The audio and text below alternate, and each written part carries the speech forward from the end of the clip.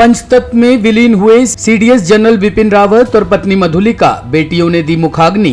अमरता के नारों और 17 तोपों की सलामी की गूंज के बीच देश के पहले chief of defence staff general Bipin Rawat और उनकी पत्नी मधुलिका रावत पंचतत्व में विलीन हो गए। दोपहर 2 बजे दिल्ली के 3 कामराज मार्ग स्थित उनके घर से निकली अंतिम यात्रा में हजारों लोग हमसफर बने। आंखें नम थी, लेकिन वीरता का गर्व भी था और उसके सम्मान में पुष्प वर्षा करते रहे।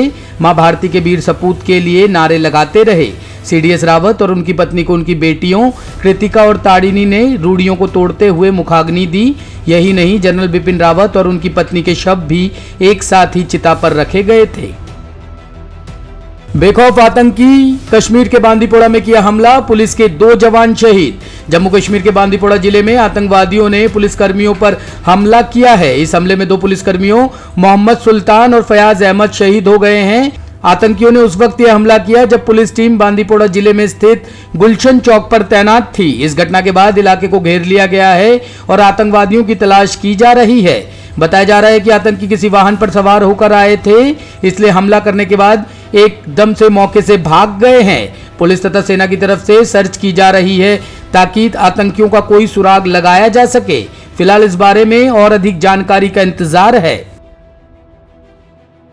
दिल्ली दंगे में पुलिसकर्मी पर बंदूक तानने वाले शाहरुख पठान को पनाह देने वाला कलीम भी दोषी करार। दिल्ली के एक अदालत ने शाहरुख पठान को दोषी ठहराए जाने के बाद उसे शरण देने वाले एक व्यक्ति को भी दोषी ठहराया है, जब वह पिछले साल उत्तर पूर्वी दिल्ली में हुए दंगों के दौरान एक पुलिसकर्मी पर कथित रूप से बंदूक तानकर फरार हो गया था। पुलिस के अनुसार शाहरुख पठान ने कथित तौर पर 24 फरवरी 2020 को दिल्ली पुलिस के हेड कांस्टेबल दीपक दहिया को मारने के इरादे से उन पर पिस्तौल तान दी थी। इस घटना की सोशल मीडिया पर तस्वीरें वायरल होने के बाद पठान फरार हो गया था और उसे 3 मार्च 2020 को उत्तर प्रदेश के शामली जिले के बस स्टैंड से गिरफ्तार किया गया था। वह फिलहाल तिहाड़ जेल में बंद है। पुलिस ने दावा किया है कि पठान के फरार होने के बाद दोषी कलीम अहमद के शामली स्थित घर में शरण ली थी, जिसकी उनके मोबाइल फोन लोकेशन से पुष्टि हुई है। पुलिस के अनुसार पठान 26-27 फरवरी से 3 मार्च की रात तक अहमद के घर पर रहा। अहमद ने दंगा आरोपी को नया मोबाइल फोन खरीदने में भी मदद की थी।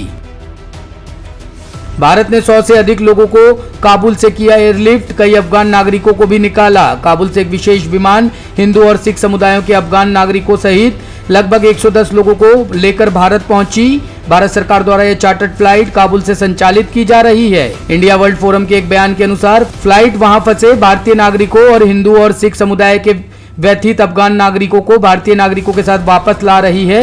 अफगानिस्तान में ऐतिहासिक गुरुद्वारों से 3 श्री गुरु ग्रंथ साहिब और 5वीं शताब्दी के प्राचीन असमाई मंदिर, काबुल से रामायण, महाभारत और भगवत गीता सहित हिंदू धार्मिक ग्रंथों को भी भारत लाया जा रहा है। इंडिया वर्ल्ड फोरम ने कहा कि उनके आने के बाद अफगान नागरिकों का सोपती फाउंडेशन द्वारा पुनर्वास किया जाएगा।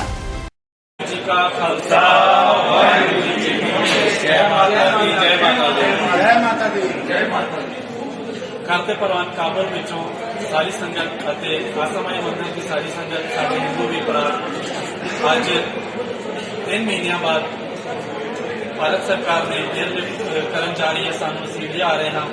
ਅਸੀਂ ਭਾਰਤ ਸਰਕਾਰ ਦਾ ਨਰਿੰਦਰ ਮੋਦੀ ਜੀ ਦਾ, ਪ੍ਰਧਾਨ ਮੰਤਰੀ ਜੀ ਦਾ, ਗ੍ਰਹਿ ਮੰਤਰਾਲੇ, ਵਿਦੇਸ਼ ਮੰਤਰਾਲੇ, ਸਾਰੀਆਂ ਸੰਸਥਾਵਾਂ ਦਾ, ਸਾਡੇ ਅਫਗਾਨ ਸਿੱਖ ਸੰਸਥਾਵਾਂ, ਸਾਡੇ ਪ੍ਰਧਾਨ ਸਾਹਿਬਾਨ ਜਿਨ੍ਹਾਂ ਨੇ ਬੜੀ ਮਿਹਨਤ ਦੇ ਨਾਲ, ਬੜੀ ਕਸ਼ਿਸ਼ ਦੇ ਨਾਲ ਮਿਹਨਤ ਕਰਕੇ ਇੱਥੇ ਤੱਕ ਪਹੁੰਚਾਇਆ ਹੈ ਕਿ ਅਸੀਂ ਅੱਜ ਆਪਣੇ ਘਰਾਂ ਨੂੰ ਮੁੜ ਰਹੇ ਹਾਂ। ਅਸੀਂ 에ਅਰਪੋਰਟ ਦੇ ਵਿੱਚ ਖਲੋਤੇ ਹਾਂ ਕਾਬੁਲ ਦੇ ਵਿੱਚ और साढ़े को 2 पावन स्वरूप साहब हैगे हैं जो असी नाल लैके आ रहे हैं और असी पावन स्वरूप साहब महावीर नगर दिल्ली गुरु अर्जन देव जी गुरुद्वारा साहब विखे लैके जावांगे।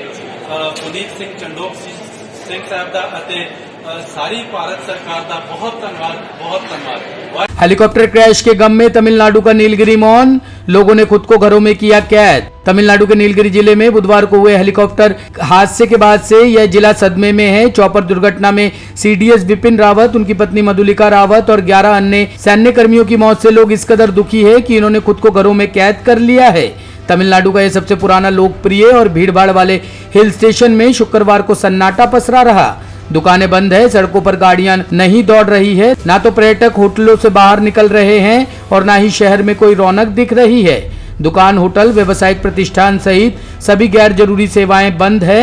नागरिकों को खुद ही पहल करते हुए इस तरह शोक जाहिर करने का फैसला किया है। ब्यूरो रिपोर्ट टीम तफ्तीश न्यूज।